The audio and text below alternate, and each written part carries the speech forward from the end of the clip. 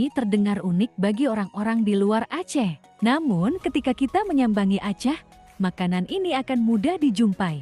Jika dilihat dari namanya, Sai Etek memiliki arti kuah bebek. Dengan demikian, maka kita dapat mengetahui bahwa menu ini terbuat dari bahan baku daging bebek dengan kuah bersantan kental seperti kari atau gulai dan beraroma rempah wangi yang sangat khas. Selain itu, Sai Etek juga beraroma gurih dan sedap yang berasal dari daun temurui serta daun pandan yang diikat pada setiap potongan bebek yang disajikan. Sementara itu, daging bebek mungkin tidak asing bagi kebanyakan orang. Daging bebek bukan daging yang membahayakan untuk tubuh. Justru, daging bebek ini sangat bermanfaat untuk tubuh jika dikonsumsi secara tepat dan pengolahan yang baik.